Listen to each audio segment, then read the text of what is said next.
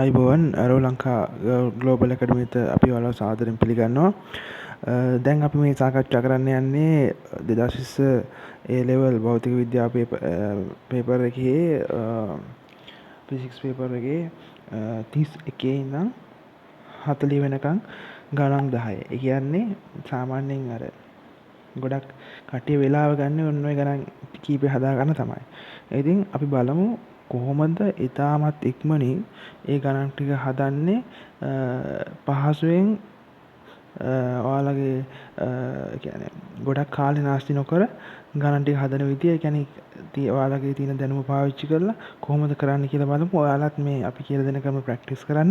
ඒ වගේම ඔයාලා දැන් අපේ පන්ති අපි කියලා දීලා තියෙන ක්‍රමයක් කොහොමද MCQ කරන්න ඕනේ කියලා. ඒ කියන්නේ සිලබස් එකක් කව වෙන ගමන්ම MCQත් මතක් කරන විදිය MCQත් කරන විදිය කියන්නේ සිලබස් මතක් කරගෙනම MCQ කරන විදිය අපි කියලා දෙනවා. ඒක රිවිෂන් එකක් විදියට. ඒ කියන්නේ අපිට ඒක පාවිච්චි කරන්න පුළුවන් අපි ඉගෙන ගත්ත කාරණා නැවත නැවත මතක් කරගන්න. ඉතින් අපි බලමු 31 ඉඳන් කොහොමද ගණන් ටික හදාගෙන යන්නේ කියලා. එතකොට 31 වෙනි ගානේ තියෙනවා කියලා එක් කියන්නේ විද්‍යුත් විභවය ගැන තමයි කතා කරලා තියෙන්නේ. එක් මිනිත්තක විද්‍යුත් විභවය එක සමාන 0.01 වෝල්ට් වන පරිදි සාරව සම කුඩා ගෝලීය බිඳු තියනවලු. ඒවා කියන්නේ ගෝලීය බිඳු ආරෝපණය කරලා තියනවලු මෙවැනි බිඳිති මිලියනයක්. කියන්නේ පොඩි බිඳිති මිලියනයක් අරගෙන ලොකු ගෝලීය බිඳුවක් සාදා ඇතිනවා හැදුවොතින් ඒකේ තියෙන විද්‍යුත් විභවය තමයි අහන්නේ. එතකොට අපිට හරිය ලේසියෙන්ම ඒ කියන්නේ පොඩි ගෝලයක අපි මෙතන මේ නෝට් එකේ දීලා තිනවා පොඩි ගෝලයක විද්‍යුත් විභවය 0.1 කියලා දීලා තිනවා. ඒ වගේ මිලියනයක් එකක වල තමයි ලොකු ගෝලයක් හදලා තියෙන්නේ. එතකොට ඔයාලට පේනවා ඇති අපි ඒකේ තියෙන ආරෝපණය Q dash කියලා අරගෙන තිනවා ලොකු ගෝලය අරය. ඒ කියන්නේ සාධන ලද ලොකු ගෝලයේ තියෙන ආරෝපණය Q dash කියලා ගන්නවා. ඒක R කියලා ගන්නවා, කැපිටල් R කියලා ගන්නවා. තියෙන අපිට හිතන්න පුළුවන් එහෙම. හිතලා මෙතන මේකේ තියෙන විභවය V dash කියලා හිතනවා. අපිට එතකොට ලක්ෂයක විභවය හොයන්න. ඒ කියන්නේ ලක්ෂයකට R දුරින් තියෙන Q ලක්ෂයකට R දුරින් විභවය හොයන්න අපි දන්නවා සූත්‍රයක් V සමාන 1/4 එප්සයිලන් වැඩි කිරීම Q බෙදීම R කියලා. එතකොට අපිට ඒක දාන්න පුළුවන් කුඩා බිඳිත්තකට. කුඩා බිඳිත්තකට දැම්මම පස්සේ කුඩා බිඳිත්ත දැම්මම VQ මෙන්න මේ සමීකරණය එන පළවෙනි සමීකරණය. ඊට පස්සේ අපිට පරිමාව සමාන කරලා දැන් අපිට මෙතන මේ R හොයා ගන්න ඕනේ. එතකොට R හොයා ගන්න අපිට කරන් තියෙන්නේ මේ මිලියනයෙන් පරිමාව මේකට සමාන කරන එක. ඒක තමයි මෙතනදී කරලා තියෙන්නේ. කරාන් පස්සේ ලොකු බිඳිත්තේ අර එනවා පොඩි බිඳිත්තේ අර වගේ 100 ගුණයක් කියලා. ඊට පස්සේ ලොකු බිඳුවේ විභවය දැන් අහන ප්‍රශ්නේ. එතකොට ඒකට අපිට ආපහු මේ සමීකරණය දාන්න පුළුවන්. සමීකරණය දුවාන් පස්සේ මේ වගේ දෙවෙනි මේ වගේ දෙවෙනි සමීකරණයක් උත්පත්ති කරන්න පුළුවන්. ඊට පස්සේ පළවෙනි එක දෙවෙනි එකෙන් බෙදුවාන් පස්සේ අපිට පහසුවෙන් උත්තරේ ලබා ගන්න පුළුවන්. එතකොට මේක ඇත්තටම සරලව ඉක්මනට විසඳ ගන්න පුළුවන් ගානක්. ඒ කියන්නේ මේකේ අමාරු ගානක් නෙවෙයි. 32 වෙනි ගාන බලමු. දැන් 32 වෙනි ගාන අහලා තියෙන කෙලින්ම තියරි. තියරි පාර්ට් එක ඔළුවේ තියුණා නම් කතාවක් නැතුව විනාඩියෙන් ලකුණක් අතේ. අපි බලමු මොකද කියලා තියෙන්නේ කියලා. එක වර්ණ පටු ආලෝක කදම්බයක් වාතයේ තබා ඇති ප්‍රිස්මයක් තුලින් ගමන් කරයි. ඒකේ අවම අපගමන කෝණය කියලා ගැන තමයි මේ ප්‍රකාශයට නිකුත් කරලා තින්නේ මෙයාලා. එතකොට ප්‍රකාශ තුනක් තියෙනවා ABC කියලා. ඒ කියන ප්‍රකාශය කියනවා මේකෙන් අහන්නේ සත්‍ය වෙන ප්‍රකාශය තමයි අහන්නේ. හරි? ප්‍රකාශය හෝ ප්‍රකාශ. එතකොට ඒ කියන ප්‍රකාශය කියනවා ප්‍රිස්ම සාදා ඇති ද්‍රව්‍ය වර්ධනාංකය වැඩි වෙන විට D වැඩි වෙනවා කියලා. ඒක හරි. ඇත්තටම මොකද අපිට සමීකරණයක් තියෙනවා වර්ධනාංකය සමානයි sin A D ධන A බෙදීම 2 sin A බෙදීම 2 කියලා සමීකරණයක් තියෙනවා. අපිට මේ සමීකරණය පාවිච්චි කරාන් පස්සේ කියන්නේ වර්ධනාංකයයි අවම අපගමන කෝණයයි ප්‍රිස්ම කෝණය අතර තියෙන සම්බන්ධය තමයි මේ සමීකරණයෙන් දෙන්නේ. ඒ සමීකරණය අනුව වර්ධනාංකය වැඩි වෙනකොට මේ D කියන කෝණය වැඩි වෙන්න ඕනේ. එතකොට මේ පළවෙනි ප්‍රකාශය හරි. ඊට පස්සේ දෙවෙනි ප්‍රකාශය කියනවා අවම අපගමන කෝණය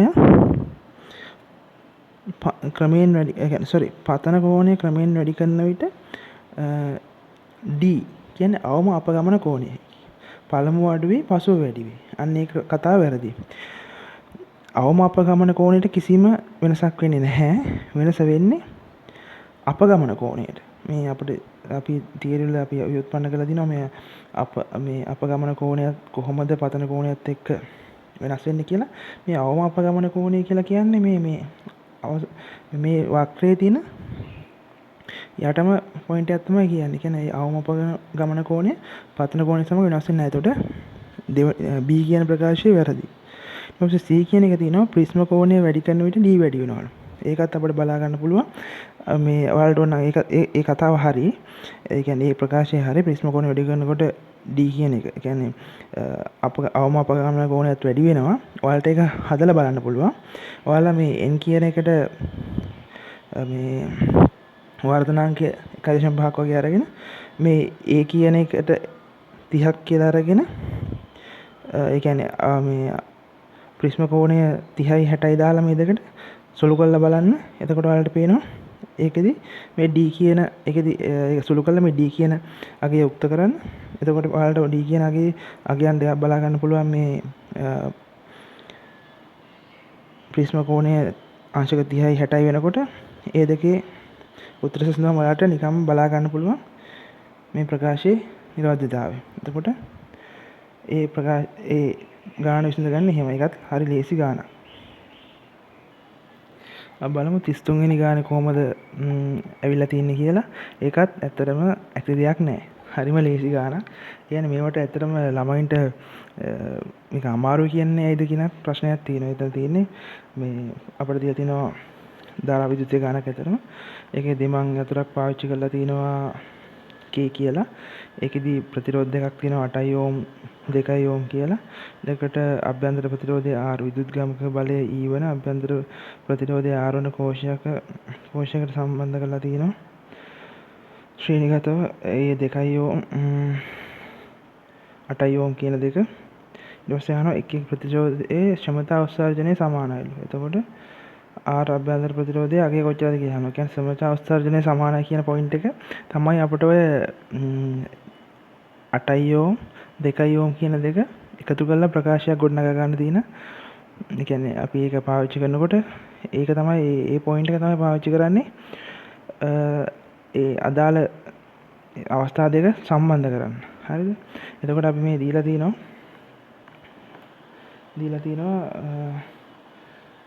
සමතා උත්සර්ජනය සමීකරණය ඔයාලා දන්නවා P සමානයි I වර්ග R.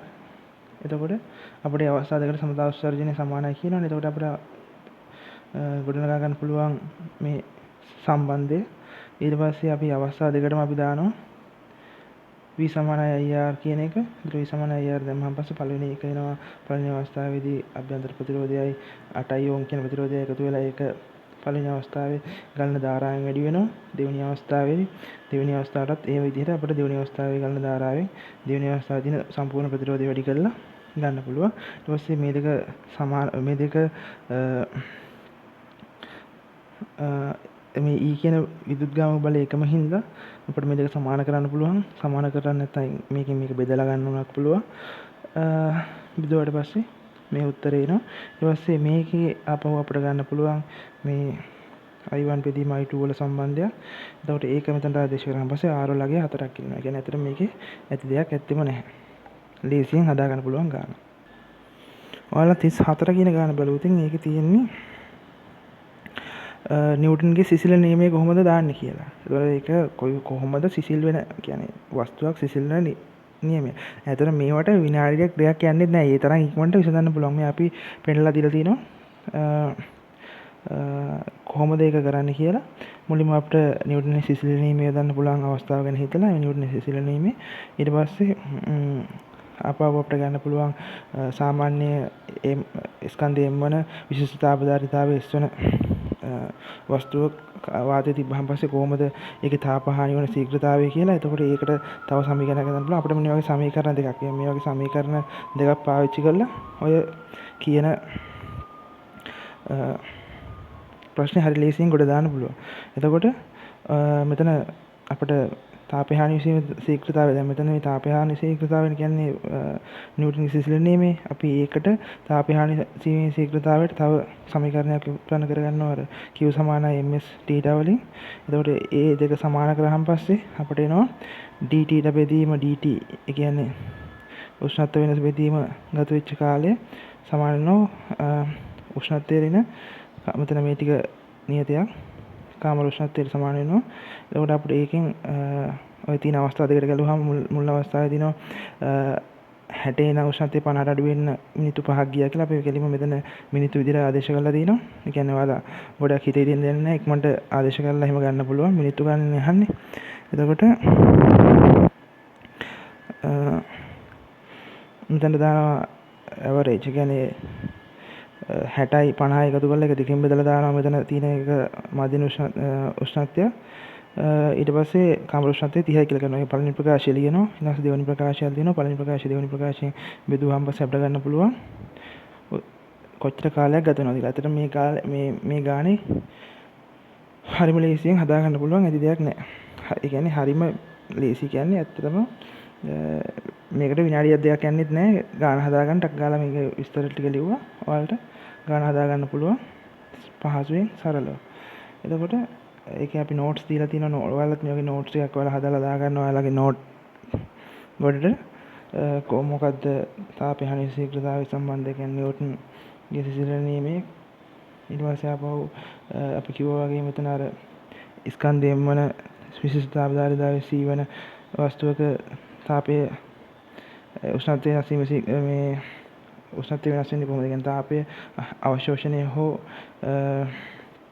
පිට කිරීම කරන්නේ කොහොමද කියලා සමීකරණයක් තියෙනවා. ඒ සමීකරණ සම්බන්ධ යෙදීම් ඔයාලා බලා ගන්න. ඒව තමයි අහලා තියෙන්නේ.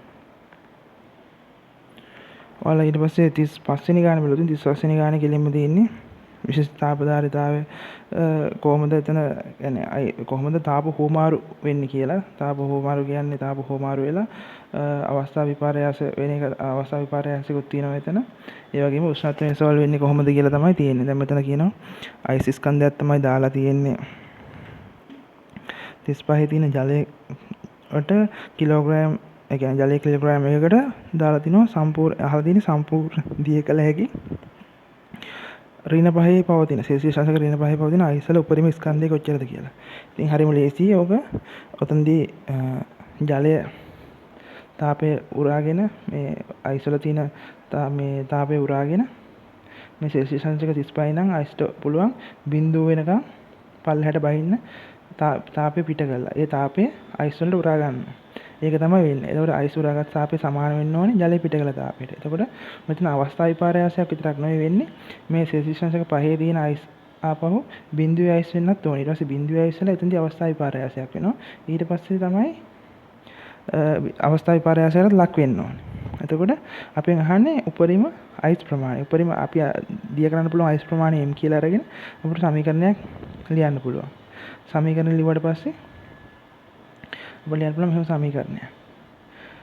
බිඳුවේ නම් ඒ කියන්නේ q සමානයි mcg දැන් එතකොට එතන අයිස් ලබාගත් තාපය දැම්මහන් පස්සේ අයිස් ලබාගත් තාපය බැලුවට පස්සේ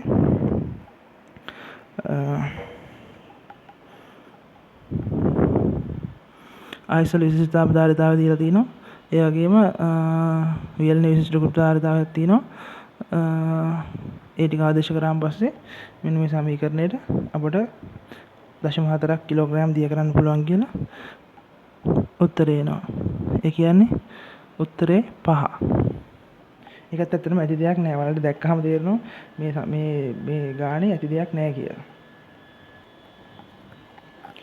අපි 36 වෙනි ගානට ගිහින් 36 වෙනි ගානත් ඇත්තටම තියරි ඔයාලා හොක ඔප්පු කරලා ඔළුවේ තියුණා නම් මොකද්ද මේ කියලා ඇත්තටම තියරි වල තියෙන පොයින්ට් එක තමයි මේ තියරි වල තියෙන ඔප්පු කිරීමක් තමයි මෙතන මේ අහලා තියෙන්නේ.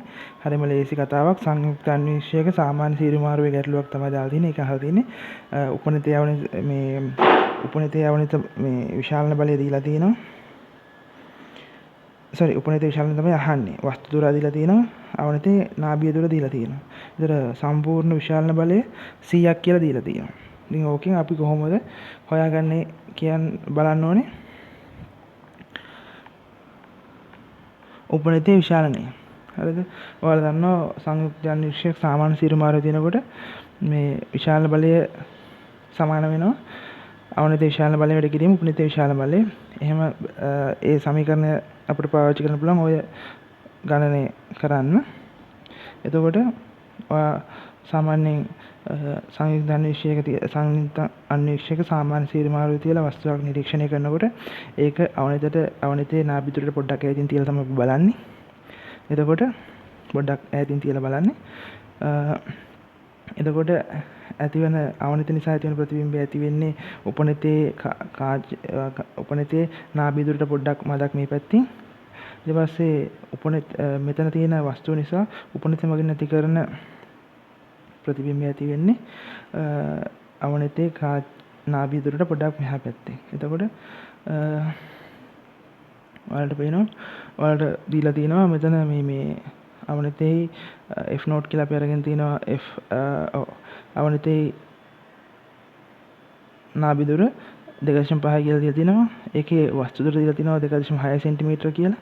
එතකොට අපිට මේ අවනතට කාච සූත්‍රය දාන්න පුළුවන්. කාච සූත්‍රයේදී ඔයාලා ගොඩක් පරිස්සම් වෙන්න ඕන දෙයක් තමයි හරියට ඒකේ තියෙන සම්මත අංකනයට අනුව සම්මත ලකුණු සම්මුතිය තමයි යොදන්න ඕනේ. ඒ කියන්නේ ලකුණු හරියට යොදන්න ඕනේ. එතකොට තමයි හරි උත්තරයක් ගන්න පුළුවන්. එතකොට ඔයාලට මේක යදුවාන් පස්සේ මෙතන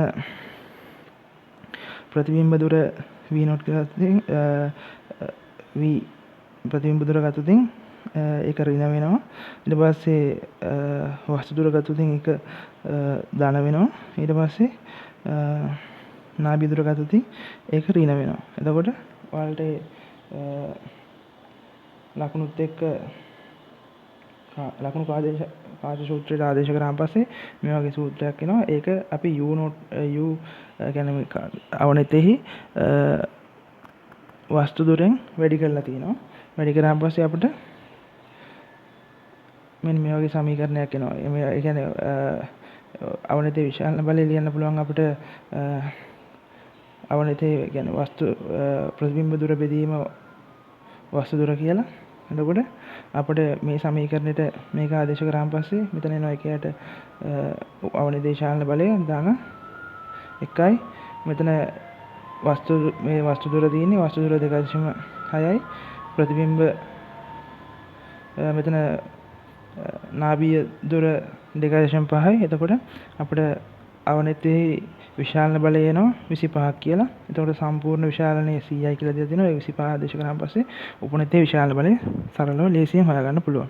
මේකෙත් ඇත්තටම විනාඩියක විතර සුරු කිරිල්ලක් තමයි තියෙන්නේ. හරියට බැලුවොත් විනාඩියක විනාඩි 2ක වගේ වෙලාවකින් ඔයාලට මේ ගාන හදා ගන්න පුළුවන්. මේකෙදි වැදගත් වෙන්නේ කාච සූත්‍රය යොදන විදිහයි සාමාන්‍ය සීරුමාරු දිනුව. දැන් ඔයාලා එක්සෑම් එකට යනකොට ඔයාලා දීලා දිනවනේ කාච සූත්‍ර මේ කියන්නේ නාක්ෂස දුරේක්ෂයක ඒ වගේ කියන්නේ දේවල් වල සාමාන්‍ය සීරුමාරුවේ තියෙනකොට කොහොමද ඒ වගේ විස්තර දීලා තියෙන්නේ. ඒ වගේ දේවල් හොඳට ඔළුවේ තියන්න ඕනේ. එතකොට ඔයාලට ටක් ගාලා එක දැක්ක ගමන් තේරෙනවා මේකට මෙන්න මේ සමීකරණ ටික තමයි පාවිච්චි කරන්න පුළුවන්.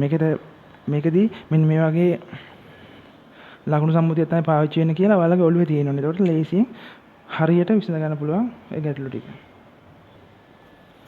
ඔයාලා 37 වෙනි ගාන බලුවොත් 37 වෙනි ගානේ තියෙනවා චුම්බක ක්ෂේත්‍රයකට ලම්බකව අරය වෘත්තාකාර පතේ ගමන් ගන්න ආරෝපිත අංශුවක් මේ තුනී ඇලුමිනියම් තාඩුවක් කරා විනිවිදන රූපේ දක්වා ඇති පරිදි. එතකොට ආරම්භක චාලක ශක්තිය මේ යෙන් අඩක් හානි වෙනවා නම් අවසාන මේ කියන්නේ විනිවිද ගියාන් පස්සේ ආරම්භක ශක්තියෙන් අඩක් හානි වෙනවලු. එතකොට නව පතේ අරේ කොපමණද කියලා අහන්නේ. කියන්නේ මේක තින්නේ චුම්බක ක්ෂේත්‍රයේ ගමන් ගන්න ආරෝපිත අංශුවක පතේ ගැන තමයි මේ කතාව අහලා තියෙන්නේ. එතකොට ඔයාලා දන්නවා චුම්බක ක්ෂේත්‍රයේ ගමන් ගන්න ආරෝපිත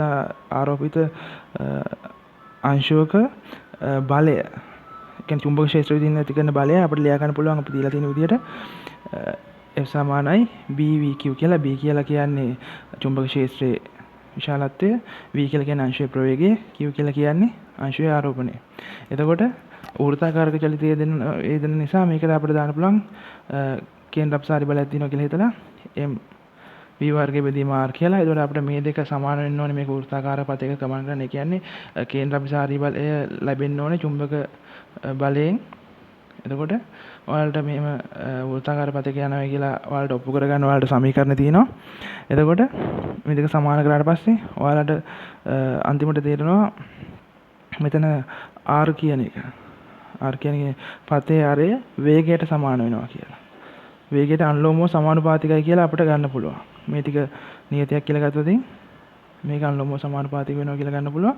එතකොට අපිට චාලක ශක්තියෙන් හරියට ගන්න වෙනවනේ. ඒක චාලක ශක්තිය කියන සම්බන්ධ ඔයාලා සමීකරණ දන්නවා. භාගය m v වර්ගය කියලා. එතකොට මෙතනින් එතකොට මෙතන තියෙන v වර්ගයනේ. එතකොට දෙපැත්තම වර්ගමූල ගත්තාම පස්සේ මේක නියතයක් නම් එතන වර්ගමූල ගත්තාම පස්සේ මේ ප්‍රවේගය චාලක ශක්තිය වර්ගමූලයට සමාන වෙනවා කියලා මෙතනින් අපිට ගන්න පුළුවන්. අනුලෝම සමානුපාතික වෙනවා කියලා. එතකොට ආපහු මේ සමීකරණය දෙකම සැලකුවාම අපිට ගන්න පුළුවන් R කියන එක චාලක ශක්තිය වර්ගමූලයට අනුලෝම සමානුපාතිකයි කියලා. ඒත් මුල් අවස්ථාවේදී තියෙනවා මුල් අවස්ථාවේදී අරය අනුලෝම සමානුපාතිකයි චාලක ශක්තියට. දෙවෙනි අවස්ථාවේ අරය R dash නම් R dash අනුලෝම සමානුපාතික වෙනවා වර්ගමූල චාලක ශක්තිය භාගයක් හානි වෙලානේ. එතකොට භාගයයි තියෙන්නේ. ඒක දැම්මාන් පස්සේ මේ සමීකරණ දෙයක් ගන්න පුළුවන්. ඒ දෙක සුළු කරාට පස්සේ ඔයාලට මේ අවසාන ආරේ R බෙදීම මූල දෙයක් කියලා ලේසියෙන් ගන්න පුළුවන්. ඒතර මේකත් විනාඩියක විතර සුළු කිරිල්ලක්. එතකොට ඔයාලා මේ නෝට්ස් ගැන සැලකිලි අපි දීලා තියෙන නෝට්ස් ගැන සැලකිලිමත් වෙන්න ඕනේ. එතන ධනාරෝපණ ඒ කියන්නේ ඒකේ පොයින්ට්ස් තියෙනවා. ධන ඒ කියන්නේ දැන් ඔතනදී මේකේ අර ධාරාව ගලන දිශාවක් තියෙනවානේ. ඒ ධාරාව ගලන දිශාව දැන් ඔතන යන්නේ ධනාරෝපණයක් නම් සාමාන්‍ය විදිහමයි. ඍණාරෝපණයක් නම් ධාරාව ගලනවා කියලා ගන්න ඕනේ. ඒ චලනය වෙන දිශාවට ප්‍රතිවිරුද්ධ දිශාවට. ඒ වගේ පොයින්ට්ස් ගොඩක් අහලා තිනවා. මොකද අහන්නේ ඔයාලට තියරි සම්බන්ධ හරි අවබෝධයක් තියෙනවද කියලා ඇත්තටම ඔයාලා චෙක් කරගන්න ඕනේ. එතකොට මේ වගේ පොඩි ගාණක් සුළු කරන එක ඇත්තටම ඔයාලට ලොකු දෙයක් වෙන්න විදිහක් නැහැ. ඔයාලා 38 වෙනි ගානට ගියොත් 38 වෙනි ගානත් ඇත්තටම හරි ලේසි ගානක්. මේ ඇත්තටම මේවා ඇත්තටම අමාරුයි කියන්න දෙයක් නැහැ. ඇත්තටම මේ තරම් ලේසි. ඔයාලා හරියට සිද්ධාන්තය ඔලුවට දාගෙන තියුණා නම් හරිම ලේසියෙන් මේවා විසඳ ගන්න පුළුවන්. දැන් ඔතනදී කියනවා පරිපථයක් දීලා තිනවා. පරිපථයේ තියෙන්නේ මැද බිඳු වෝල්ට්මීටරයක් සහ මීටරයක් සම්බන්ධ කරලා දීලා තිනවා ඒකට. ඊට පස්සේ විභවාන්තරයේ විෂක් වූ කෝෂයක අභ්‍යන්තර ප්‍රතිරෝධයක් මේ නොගියතර කුඩා වූ මේ කෝෂයක් දීලා ඒකට හයි කරලා තිනවා. ඊට පස්සේ R විශාල ප්‍රතිරෝධයකුත් දාලා තිනවා. ඒක බිඳුව වෙනස් 100 වෙනකන් වෙනස් කරන්න පුළුවන් කියලා තියෙනවා. ඒ කියන්නේ ඒ හරහා යනකොට ඊට පස්සේ සර්පණ යතුරක් තියෙනවා. ඒක තමයි එහෙම කරනවා කියලා කියන්නේ x හා y ඇති විට මේ ඇමීටරේ සහ වෝල්ට්මීටරේ පාඨාංක තමයි අහන්නේ. අතන මේක හරියම ලේසි ගානක්. ඒක භූගත කරලා තිනවා මේ මෙතන භූගත කරලා තිනවා. ඒතකොට මෙතන වෝල්ට් බිඳුවයි කොහොම කරත් මෙතන එතකොට මේ පැත්තෙන් නම් අපිට ගාන හදන්න පුළුවන් ලේසියෙන්. ඇත්තටම අපිට මුලින්ම කරන් තියෙන්නේ මේක හරහා යන ධාරාව හොයාගන්න එක. ධාරාව හොයාගන්න හරිම ලේසියි. මෙතන දීලා තිනවා ඕම් 60යි ඕම් 40යි මේ දෙක ශ්‍රේණිගතව තියෙන. මේ දෙක එකව කරාම 100යි. මෙතන සම්පූර්ණ එක 100යි කියලා කියනවා මේ ප්‍රතිරෝධය. එතකොට අපිට මේ දෙක සමාන්තරගතව තියෙනවා කියලා අරගෙන සමාන්තරගතව තියෙනවා මේකේ භාගයක් තමයි මෙතනට එන්නේ. එතකොට 50යි කියලා එනවා. ඔයාලට මේ දෙක සමග ප්‍රතිරෝධය ගත්තාම විතර ගලන ධාරාව 400යි කියලා එනවා. එතකොට මේ කොහේ වෙනස් කරත් ගලන ධාරාව වෙනසක් වෙන්න විදිහක් නැහැ. එතකොට දෙකේම එන්න ඕනේ 400යි කියන උත්තරේ තමයි ඇමීටරෙන් පෙන්වන්න ඕනේ. මොකද මේ වෝල්ට්මීටරය හරහා ධාරාවක් ගලන්නේ නැති තාක්කල් ඔයාලට මෙතන භූගත කරලා තියෙන. එතකොට මේකේ වෙනසක් වෙන්නේ නැහැ පද්ධතිය. එතකොට ගලන ධාරාවේ වෙනසක් වෙන්නේ නැහැ. එතකොට අපිට ඔයාලට පේනවා 1 3 කියන ආන්සර් දෙකම අයින් කරලා දාන්න පුළුවන්. හරි. ඊට පස්සේ ප්‍රශ්නේ තියෙන්නේ ඒකේ තියෙන විභවය සම්බන්ධ. එතකොට යතුර x තියෙනකොට x මෙතන තියෙනකොට ඔයාලට මෙතන දැන් භූගත කරලා තියෙන. එතකොට කොහොමද විභවය මේ වෝල්ට්මීටරේ ධන පැත්තේ තියෙන්නේ එතන විභවය පෙන්වන්නේ 0.5 වෝල්ට් කියලා. ඊට පස්සේ මෙතන ඔයාලට මේ ප්‍රතිරෝධ හරහා විභවය බෙදීම ඔයාලට දාගන්න පුළුවන්. එතකොට ඔයාලට මේ v සමාන AR දැම්මහන් පස්සේ ඔයාලට මෙතන එන විභවය කොච්චරද කියලා එනවා. මෙතන විභවය කොච්චරද කියලා එනවා. මෙතන 8 වෝල්ට් එනවා. විභව බැස්මක් තියෙනවා මෙතන. අපා මෙතන විභව බැස්මක් තියෙනවා 12 වෝල්ට්. එතකොට මෙතන තියෙන්නේ ධන 12යි වෝල්ට් තමයි මෙතන තියෙන්නේ. එතකොට මේ වෙලාවේ මේ අවස්ථාව අපි මෙතන සම්බන්ධ කරලා තියෙනවා. මෙතන ධන 12යි. ඒක ධන 12 සම්බන්ධ වෙලා තියෙන්නේ වෝල්ට් මීටරේ ඍණ පැත්තට. එතකොට අපිට මේකෙන් පේන පාඨාංගය ගත්තොත් ඍණ 12ක් තමයි පෙන්වන්නේ. ඇයි? ධන පැත්තේ බිඳුවයි ඍණ පැත්තේ තමයි 12ක් පෙන්වන්නේ. එතකොට ඍණ 12ක පාඨාංගයක් පෙන්වනවා. ඊට පස්සේ අතුර y හිට ගෙනාන් පස්සේ y දී මෙතන ධන 20ක් නේ තියෙන්නේ. ධන 20ක් තියුණාන් පස්සේ ධන 20ක් මෙතනට තියෙනවා. ඒ ධන 20 මෙතන ධන 20යි ධන 20යි. ඒතර ධන 20 කියන එක තමයි මෙතන සම්බන්ධ වෙලා තියෙන්නේ. ඒක වෝල්ට් මීටරේ ධන පැත්තට සම්බන්ධ වෙලා තියෙනවා. ඍණ පැත්තේ තියෙනවා 12. ධන 12ක් තියෙනවා. එතකොට ඒ දෙක අපිට අඩු කරලා ගන්න පුළුවන් ධන 8යි කියලා. ඒතර උත්තරේ වෙන්නේ 5. ඒ කියන්නේ ඇත්තටම හරි ලේසි ගාණක් මේක. ඔයාලා 39 වෙනි ගානට ගියොත් ඒකත් ඇත්තටම පළවෙනි හරිය ඉගෙන ගන්න සරල කතාවක් තමයි අහලා තියෙන්නේ. ওই වගේ කතා ඕන තරම් ඔයාලා පසුගිය ප්‍රශ්න පත්‍ර අධ්‍යයනය කරලා නම් බලා ගන්න පුළුවන්. ඒ කියන්නේ ඇත්තටම පසුගිය ප්‍රශ්න පත්‍ර අධ්‍යයනය කරනවා කියන්නේ ඒක තමයි මම නම් දකින විදිහට A level වල හොඳ සාමාර්ථකයන් තියෙන හොඳම ක්‍රමය. ඔයගොල්ලෝ නිකන් ඔය අනුමාන ප්‍රශ්නේ ප්‍රශ්නේ ගිහිල්ලා වැඩක් නැහැ. ඔයාලා හරියට තියරිය දන්නවා නම් හරියට ඒක ඇප්ලයි කරගන්න දන්නවා නම් ඔයාලට ඒක අනුමාන ප්‍රශ්නයක්වත් විසඳන්න ඕනේ නැහැ. අනුමාන කියලා ඒක නිකන් අර ඔළුවේ තියාගෙන යන්නත් ඕනේ නැහැ. මොකද ඒතර තමන්ට හරියට කොන්ෆිඩන්ට් නැහැ. ඒ කියන්නේ තමන්ට හරියට විශ්වාසයක් ආත්ම විශ්වාසයක් තියෙනවා නම් තමන් බය වෙන්න දෙයක් නැහැ. තමන්ට ඕන ගානක් විසඳන්න පුළුවන්. 아무තුවෙන් විභාගයට එන ගාන විසඳලා ගෙදරින් යන්න ඕන දෙයක් නැහැ. මොකද ඒ වගේ ඒතර බයනේ යන්නේ. ඒක නාවතින් තව ප්‍රශ්නයක්. ඉතින් ඊට වඩා ලේසි තමන්ට එන ඕන ප්‍රශ්නෙට විසඳුම හොයාගන්න පුළුවන් නම් එතන තමයි ඔයා වැඩකාරයෙක් කියන්නේ. හරි. අපි බලමු 39 වෙනි ගාන. 39 වෙනි ගානේ තියෙන්නේ දෙපැත්තෙන් තියෙනවා මේ කියන්නේ කම්බියක මැදින් බරක් එල්ලලා තියෙනවා. ඒතකොට මේ කම්බිය පොඩ පාත් වෙලා තියෙනවා. අහන්නේ විතතිය ඒ කියන්නේ ඖෂධය තියෙනවා යම් ආපාංකේ තමයි අහන්නේ. ඒතර ඔය සරල සූත්‍රයක් තියෙනවා. F බෙදීමේ කියන එක ඒක අනුපාතයයි ඒ කියන්නේ වික්‍රියාවයි අනුපාතය සමාන වෙනවා. කියන්නේ F බෙදීමේ සමානයි යම් මාපාංක වැඩි කිරීම E බෙදීමේ කියලා ඔයාලා සූත්‍රය දන්නවා. ඔයාලා හැමදාම මේක ප්‍රැක්ටිස් කරලා ඇති. ඒ සූත්‍රය දැම්මට පස්සේ මේ මෙතන යම් මාපාංක හොයාගන්න පුළුවන්. අපිට මෙන්න මේ ටික හොයාගන්න තමයි තියෙන්නේ. මෙන්න වික්‍රියාව ගැන අපිට යාලා කියලා දීලා තිනවා. වික්‍රියාව 0.4ක් කියලා දීලා තිනවා. එතකොට මේ සම්පූර්ණ එකම මෙතනට අපිට කෙලින්ම ගන්න පුළුවන්. ඊට පස්සේ අපිට හොයාගන්න තියෙන්නේ මෙතන මේ පොඩි බල සමතුලිතතාවය ගැන ප්‍රශ්නයක් තමයි මෙතන තියෙන්නේ. එතකොට ඔයාලාගේ තව පොයින්ට් එකක් තියෙනවා. මෙතන මේ කුඩා අගයන්වලදී දැන් මෙතන මේක මීටර 2ක් වෙනවා. එතකොට මෙතන සෙන්ටිමීටර 2ක් නේ මෙයා පල්ලෙහාට ඇවිල්ලා තියෙන්නේ. මේ බර නිසා මේ කම්බිය ඇදලා තියෙන්නේ. එතකොට මේ පොඩි එතන මේ කුඩා කෝණයක් එන්නේ 100යි 2යි ගත්තාම පස්සේ චූටි කෝණයක් එන්නේ. එතකොට කුඩා කෝණ වලට අපි tan θ සමානයි ආසන්නව සමානයි sin θ කියලා ගන්නවා. එතකොට අපිට පුළුවන් ඔයාලට පුළුවන් මේ වස්තුව මෙහෙම එල්ලිලා තියෙන්න මේක තියෙන බල සමාන වෙන්න ඕනේ. බල සමාන වෙන්න නම් මෙතන තියෙනවා අපිට මේ t කියලා බලයක් එල්ලලා මේකේ බලය අපි t කියලා ගත්තොත් මෙතන දෙකම t කියලා ගන්න පුළුවන් අපිට මේ තන්තුවේ තියෙන බලය මේ තන්තුවේ තියෙන ආතතිය. එතකොට අපිට ආතතියේ සිරස් සමානත්වය ගත්තාන් පස්සේ t sin θ මේක t sin θ. එතකොට 2යි t sin θ කියලා සංරචකයක් උඩට තියෙනවා. 24ක බලයක් පල්ලෙහාට තියෙනවා. එතකොට ඔයාලට ගන්න පුළුවන් ඒක සමාන කරන්න පුළුවන් සමතුලිතතාවයේ තියෙන හින්දා. ඒකෙන් අපිට ඔයාලට හොයාගන්න පුළුවන් තන්තුවේ ආතතිය කොච්චරද කියලා. ඔයාලා තන්තුවේ ආතතිය මෙතන දීලා තිනවා. අපහු මේ A කියන අගයක් දීලා තිනවා. එතන මේක නිකන් පොඩි ආදේශයක්. මෙන්න මේ මෙතන තමයි තියෙන පොයින්ට් එකක් තියෙනවා නම් දෙන්නේ. ඒ ආරෙන්න කිසිම දෙයක් නැහැ. එතන බල සමතුලිතතාවය සම්බන්ධයි ත්‍රිකෝණමිතික මූලික ප්‍රමේය සම්බන්ධවයි යම් මාපාංක සම්බන්ධවයි තමයි මෙතන අහලා තියෙන්නේ. ඔයාලට මේ සමීකරණ සුළු කරාන් පස්සේ යම් මාපාංකය ගන්න පුළුවන්. ඒතර මේකත් ඇති දෙයක් නෙවෙයි. ඔක්කොම දේවල් යාලා දීලා තිනවා. සමීකරණ හරිය ආදේශ කළා උත්තරේ ගන්නයි තියෙන්නේ. පොයින්ට් එකක් තියෙනවා නම් පොයින්ට් එකක් තියෙන්නේ මෙන්න මේ tan θ වලගේ sin θ වලට සමාන ආසන්නව සමානයි කියන එක තමයි විශේෂණ දෙයක් තියෙනවා නම් තියෙන්නේ. අපි 40 වෙනි ගාන බැලුවොත් 40 වෙනි ගානත් එහෙම ලොකු ගානක් නෙවෙයි. නමුත් ඒක විසඳන්න ටික වෙලාවක් යනවා. ඒකේ විද්‍යුත් ශ්‍රාවය සහ විද්‍යුත් ශ්‍රාවය ගැන තමයි විස්තරය අහලා තියෙන්නේ විද්‍යුත් ශේෂ්ත්‍රීයතාවය.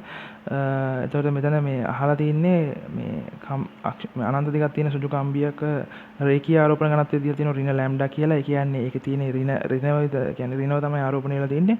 ස්කන්ධය m වන කුඩා ධන q ආරෝපණයක්. එතකොට ධන q කියන එක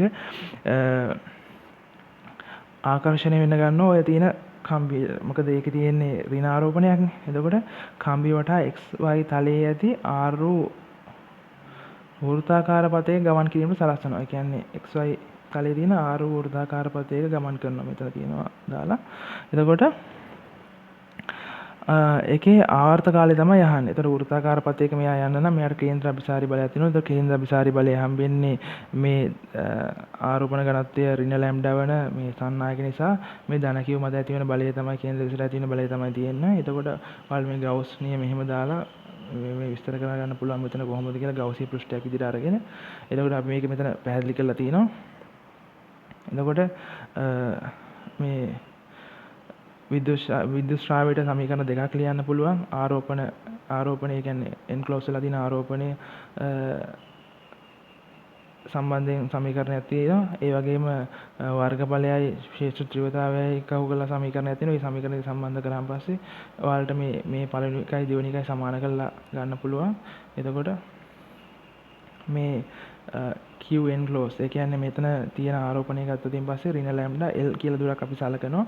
ඒ කියන්නේ l කියලා දුරක් අපිට සලකන්න පුළුවන්. සලකලා අපිට ගන්න පුළුවන්. ඒ කියන්නේ l කියන දුර l කියන උසක් තියෙන මේ සිලින්ඩරාකාර ගවුසිය පෘෂ්ඨයක් අපිට සලකලා අපිට ගන්න පුළුවන්. අරගෙන මේ මෙතන ගන්න පුළුවන්. එතකොට එතන තියෙන ආරෝපණ ප්‍රමාණය ඍණ ලැම්ඩා වැඩි කිරීම l කියලා ගන්න පුළුවන්.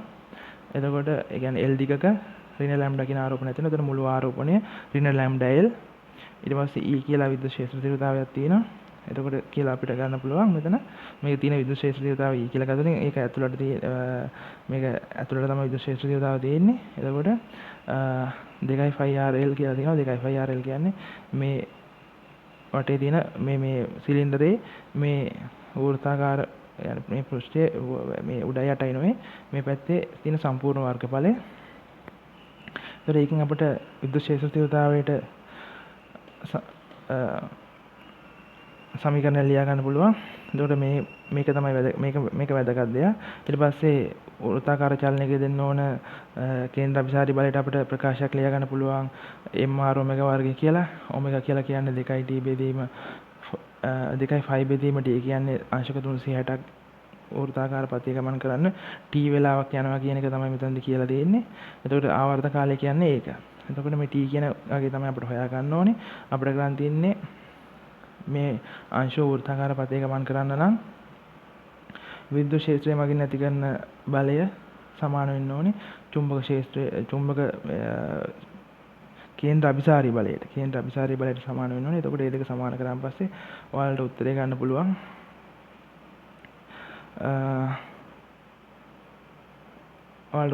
පුළුවන්. මෙතන අපි මේක සමාන කරගෙන FC කියන එක F ට සමාන කරලා තමයි මෙන්න මෙතන අපි ලියලා තියෙන්නේ.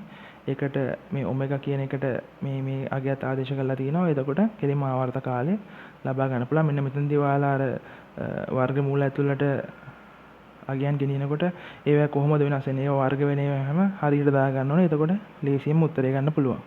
ඒත් ඇත්තටම මේකෙත් ඇති දෙයක් නැහැ.